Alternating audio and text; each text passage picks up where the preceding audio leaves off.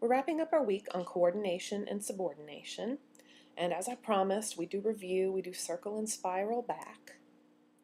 Here are the multitude of options you have for connecting two complete sentences. 3 different kinds of conjunctions, conjunctive adverbs, and transitional phrases. Coordinating conjunctions give both parts equal weight. Subordinating conjunctions, which is what we're going to focus on today, make one dependent on the other. Correlative conjunctions shift the focus away from the verb to nouns or adjectives. A conjunctive adverb or a transitional phrase can join 2 sentences, can compound them as long as you have a nice semicolon, and both of these grammatical constructs can move around a sentence. So I would like you to look at exercise 12 on page 74. What needs to be done? What are your choices for punctuation?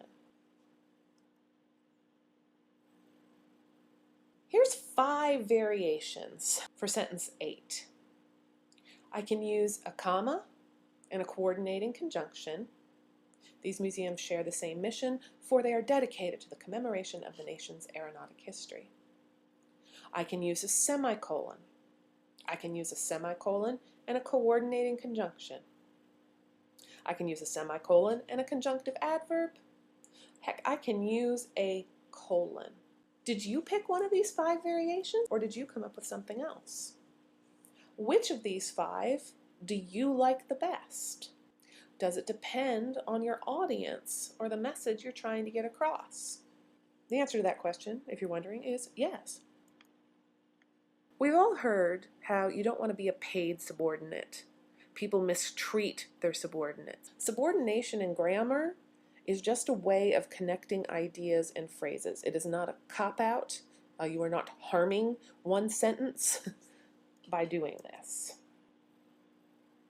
When you subordinate one of your complete sentences, you are making it into a dependent clause. It can't stand on its own, and it has one of 3 functions. It acts as an adverbial, an adjectival, or a nominal for whatever main sentence, complete sentence, independent clause you have left behind.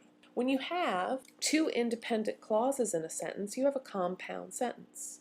When you have a dependent and an independent, you have a complex sentence. And so this is what we're going to be talking about. What's the difference between these dependent clauses? What kind of sentences can we write? Adverbial dependent clauses. Adverbs continue to be movable. This is not going to change. Back in chapter 2, when we looked at sentence patterns, we learned about the optional adverbial and the choices we have. Remember, adverbials tell us when, where, how, or why. In this case, I've given you an example of why. Test are insane. Why? Because grammar is hard. I can put this adverbial dependent clause before my independent main sentence, or I can put it after. And you may be wondering, why is there a comma in the first one and not in the second one? If you are so inclined, a decent rule of thumb for using commas after long introductory phrases is if you have 4 or more words, it's okay to use a comma, especially if you want to distinguish between your independent and dependent clauses. An adjectival dependent clause tends to start with who. Remember, adjectives tell us who or what.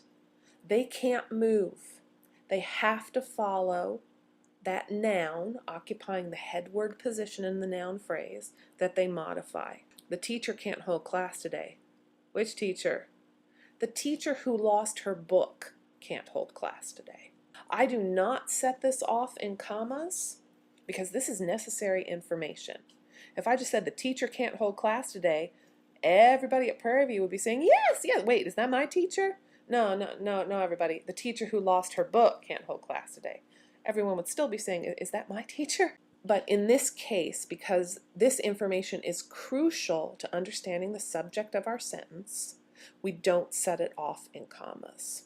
And I'd also like to draw your attention to the fact that what you see in blue is an independent clause. It can stand on its own. The teacher can't hold class today.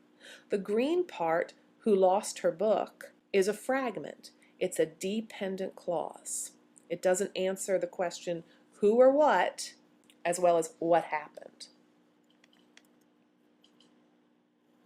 Nominals are like noun phrases. So we had our adverb dependent clauses, our adjective dependent clauses, and now we have something like a noun dependent clause. They have a subject and a verb, but because they start with one of these three words, they're not a complete sentence, they're a dependent clause. You're looking for that, if, or whether. Nominal dependent clauses tend to answer the question, what? And let's look at some examples. I wondered, what did you wonder? I wondered whether it would rain. James could not tell. Tell what? Does he have a great secret? No. James could not tell that Krista was depressed. The judge decides what? If the jury will be sequestered. So again, with your adjectival dependent clause, you're answering the question who, or which one. The teacher, which one, who? The teacher who lost her book. With the nominals, you're answering the question what. I wondered what? Whether it would rain. There are lots of ways to convert an independent clause to a dependent one. In red, you see a compound sentence that's joined by a comma and a coordinating conjunction. Meg was tired of John, she dumped him. And then I have to decide which part of the sentence do I want to make subordinate. Where do I want to put it? Do I want to put it before my independent clause? After my independent clause? Do I want to smack it in the middle as an adjectival? Here are 4 variations. In the third one, you might be saying, I only see 3 words and you have a comma after that. That's because I have 2 people's names. It simply could be confusing. I want my readers to notice that there are 2 different people involved. In the fourth one, you might be saying, you just told us that we shouldn't use commas around these adjectival who clauses.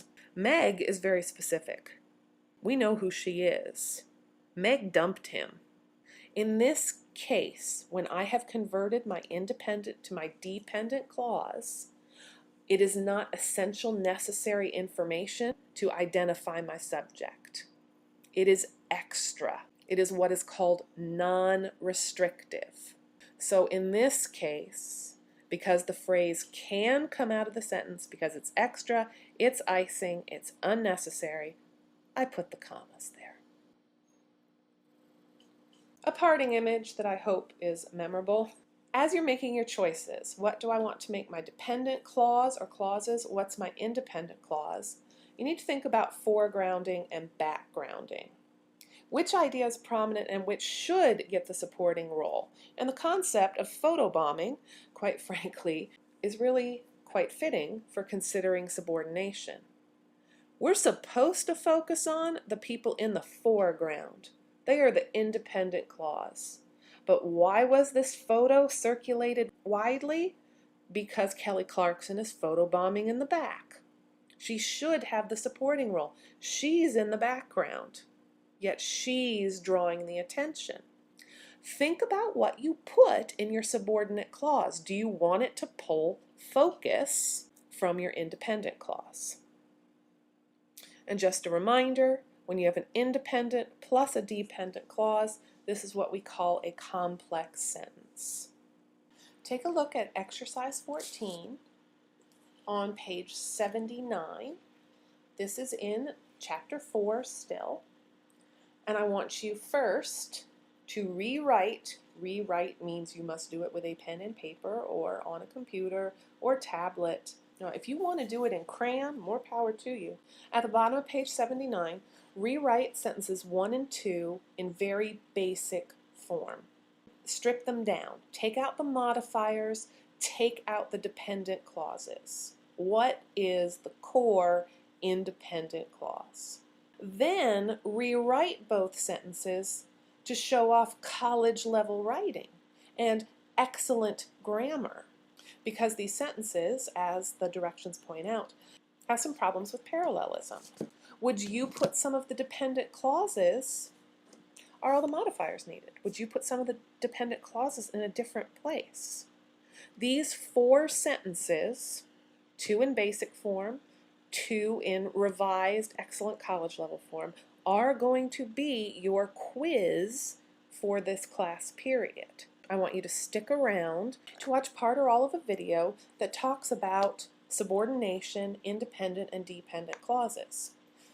And think about, does it help you understand these concepts? Do you think it would help students? What age or grade level? I will warn you that there is a song, there are talking hands, so you probably definitely want some headphones on. You have been warned.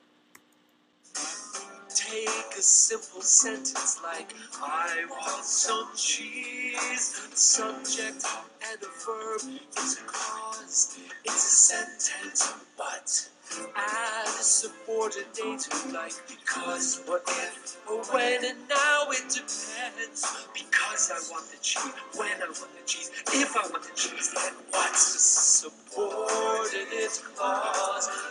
Can't stand alone. It's a subject and a verb, but it only plays one role. It's an adjective, adverb, or noun. It's not a complete idea, it's just a fragment. So what is a noun? Okay. I want some cheese. Cheese is a noun. Some cheese is what I want. What I want is a noun. So cheese is a noun. What I want is a noun. What I want is a clause that works like a noun. It's a noun clause. Subordinate clause. Can't stand alone. It's a subject and a verb, but it only plays one role. It's an adjective, adverb, or noun. It's not a complete idea, it's just a fragment. Do the adjective clause. I want some stinky cheese. Stinky is an adjective. I want some cheese that stinks. That stinks is a clause. It's a clause? That is the subject. Stinks is the verb. That stinks. It's an adjective clause. The subordinate clause can't stand alone. It's a subject and a verb, but it only plays one role. It's an adjective, adverb, or noun. Not a complete idea, it's just a fragment. This time the adverb clause. Because I want some cheese, or if I want some cheese. Because and if are subordinating conjunctions. Attach them to a clause, it becomes an adverb clause, and now it depends, it's dependent. Subordinate and dependent mean the same thing? Oh yes, the subordinate clause can't stand alone. It's a subject and a verb, but it only plays one role. It's an adjective, adverb, or noun, not a complete idea, it's just a fragment. It needs another clause to make it complete.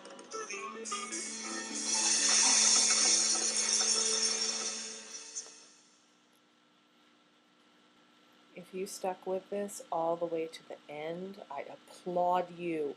Bravo. There will be space on today's quiz for you to leave your thoughts and comments about this video.